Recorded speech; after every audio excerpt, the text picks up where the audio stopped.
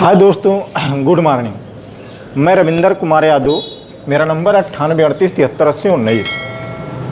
आपको मैं जीएस प्रश्न पत्र भूगोल का अध्ययन कराऊंगा, जिसमें आप देखेंगे भूगोल के अंतर्गत कि भूगोल की उत्पत्ति कहाँ से हुई, अर्थात भूगोल का अध्ययन हम कैसे करते हैं। आइए हम शुरू से अध्ययन करते हैं। आज हमारा डेमो क्लास है, फिर धीरे धीरे आपको चैप्टर वाइज 1, 2, 3 करके रोज़ मैं पूरा भूगोल आपको, विश्व का भूगोल और भारत का भूगोल पूरा अध्ययन आपको कराऊंगा। अगर देखा जाए तो भूगोल को अंग्रेजी में जियोग्राफी कहते हैं, जिसका प्रयोग सर्वप्रथम इरेटोस्थनीज ने किया। अगर बात की जाए जियोग्राफी, तो जियोग्राफी लैटिन भाषा के जियो प्लस ग्राफिया शब्द से इसकी उत्पत्ति हुई है, जिसमें जियो का अर्थ होता है पृथ्वी और ग्राफिया का अर्थ होता है वर्णन करना या अध्ययन करना। अर्थात हम देखेंगे कि जियोग्राफी में हम पृथ्वी पर दृष्टिगोचर होने वाले समस्त वस्तुओं का या जीव जंतुओं का अध्ययन करते हैं, जिसको हम भूगोल के अलग अलग शाखाओं के अंतर्गत अध्ययन करते हैं। लेकिन यहाँ बात यह है कि हम पृथ्वी पे किस चीज़ का वर्णन करेंगे या किस वस्तु का वर्णन करते हैं, तो हम देखते हैं इस पे पृथ्वी पर जो दृष्टिगोचर होने वाली जैविक कारक और अजैविक कारक का अध्ययन करते हैं। जिसमें जैविक कारक के अंतर्गत अगर हम देखें तो जीव जंतु, पेड़ पौधे, अर्थात जीव जंतु और वनस्पतियों का अध्ययन हम जीव विज्ञान के अंतर्गत करते हैं। किसके अंतर्गत? जीव विज्ञान के। अर्थात अगर हम भूगोल की शाखा के अंतर्गत देखेंगे तो इसमें मानव भूगोल, जनसंख्या भूगोल, पारिस्थितिकी भूगोल इत्यादि के अंतर्गत अध्ययन करेंगे। लेकिन अगर हम देखें तो इसकी एक शाखा अगर हम देखें जीव जंतुओं की, तो यह है जीव विज्ञान। अगर बात करते हैं इसमें जैविक और अजैविक कारक की, तो अजैविक कारक में हम देखेंगे समस्त निर्जीव वस्तुओं का अध्ययन करते हैं। निर्जीव में हम देखेंगे जल, वायु, स्थल और किसी पदार्थ के भौतिक गुण। जैसे अगर हम देखें, यहाँ लिखते हैं जल। अगर हम जल का अध्ययन करते हैं, जल का, तो जल के सामान्य अध्ययन में हम देखेंगे जल जो वास्तविक रूप से दिखाया गया है उसका भौतिक गुण। लेकिन अगर उसके रासायनिक गुण का अध्ययन करेंगे, जैसे H2O का अगर हम अध्ययन करें, तो अर्थात हाइड्रोजन और ऑक्सीजन से मिलकर बना है, तो ये आपके रासायनिक गुण के अंतर्गत आएगा। अर्थात हम देखें कि जैविक कारक, अजैविक कारक में जो वस्तु है उसके भौतिक गुण तथा रासायनिक गुण का अध्ययन करते हैं। जिसमें भौतिक गुण में आप देखेंगे, भौतिक गुण में भौतिक विज्ञान का अध्ययन करेंगे। अगर देखा जाए भौतिक गुण के बाद अगर उसके रासायनिक गुण का अध्ययन करेंगे, तो रासायनिक गुण का अध्ययन हम रासायनिक विज्ञान के अंतर या रासायनिक विज्ञान के अंतर्गत करते हैं। अगर बात करते हैं इधर जल की, तो इसको हम जलमंडल, इसको हम कहते हैं वायुमंडल, जिसमें आप जानते हैं ऑक्सीजन, नाइट्रोजन, आर्गन और आपका अदर गैस, जिसमें ऑक्सीजन आपका 21%, जिसमें नाइट्रोजन आपका 78%, जिसमें आर्गन 0.93%, कार्बन डाइऑक्साइड आप देखेंगे 0.03%, अदर गैसें आप देखेंगे 0.04%। इस प्रकार वायुमंडल का संगठन आप देखेंगे कि ये वायुमंडल का संगठन है, जिसमें oxygen, nitrogen, argon, carbon dioxide और अदर गैसें मौजूद हैं। अगर बात करते हैं स्थल मंडल की, तो स्थल मंडल में आपके 29.2% भाग क्या है? स्थल मंडल है। अब स्थल मंडल में अगर आप स्थल मंडल का वर्णन करेंगे, तो इसमें आप देखेंगे स्थल मंडल में क्या है, तो स्थल मंडल में देखेंगे पर्वत, पठार, मैदान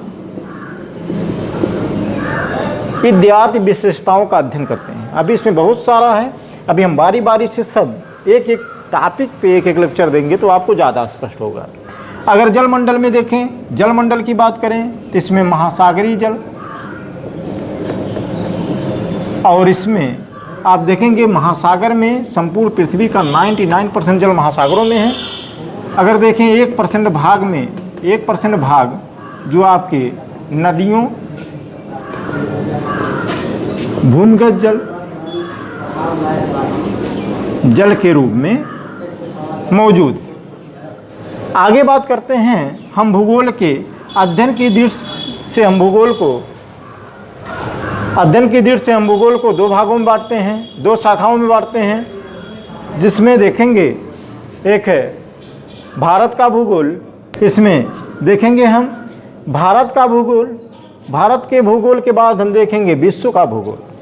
हम बारी बारी से दोनों भूगोल का आपका अध्ययन कराएंगे, जिसमें भारत के भूगोल में हम भारत की स्थिति तथा विस्तार की बात करते हैं कि भारत कहाँ स्थित है, किस प्रकार है, ऐसी जानकारी हम आपको देंगे।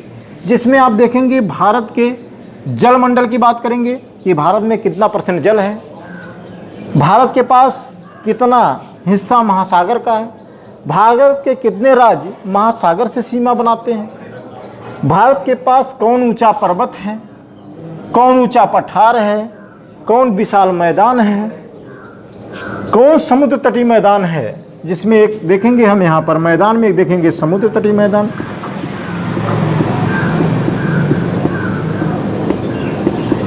समुद्र तटीय मैदान कहाँ है।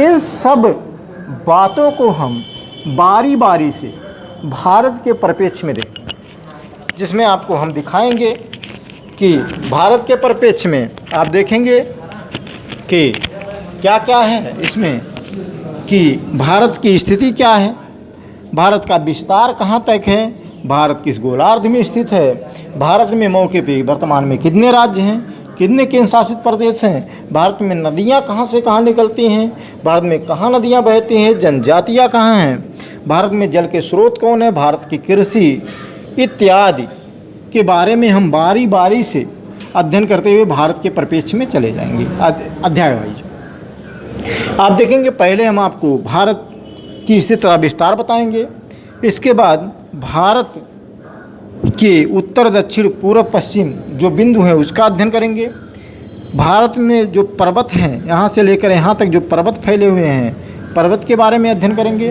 भारत के उत्तर भारत के मैदान के बारे में अध्ययन करेंगे, पठार के बारे में अध्ययन करेंगे। इसी प्रकार अगर हम देखें तो विश्व में अगर देखें विश्व में कितने महाद्वीप हैं, जैसे हम देखेंगे विश्व को हम कुल 7 महाद्वीपों में बांटकर अध्ययन करते हैं। 7 महाद्वीप में बांटकर अध्ययन करते हैं, जिसमें आप देखेंगे अगर बात करेंगे हम तो इसमें आप एशिया, इसमें एशिया के बाद आप अफ्रीका, इसके बाद उत्तरी अमेरिका, इसके बाद दक्षिणी अमेरिका, इसके बाद यूरोप, इसके बाद आप ऑस्ट्रेलिया और अंटार्कटिका।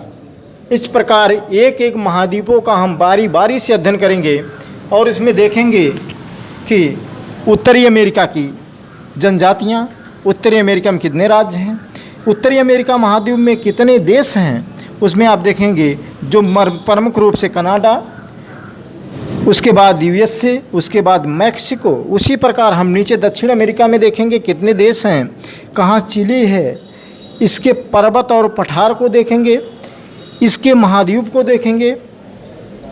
इन सारी चीज़ों को देखते हुए हम विश्व के सबसे बड़ा महाद्वीप एशिया के बारे में अध्ययन करेंगे, यूरोप के बारे में अध्ययन करेंगे, अफ्रीका के बारे में अध्ययन करेंगे, ऑस्ट्रेलिया के बारे में अध्ययन करेंगे।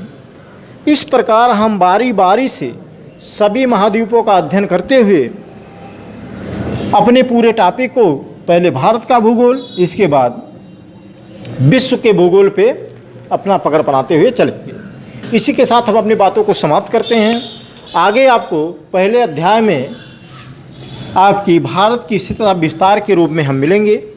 आपने आज देखा किस प्रकार हमने भूगोल की उत्पत्ति कराई, कहाँ से, जियोग्राफी से अर्थात जैविक कारक अजैविक कारक से, इसके बाद जलमंडल स्थलमंडल आपको बताया, वायुमंडल के बारे में अध्ययन कराया।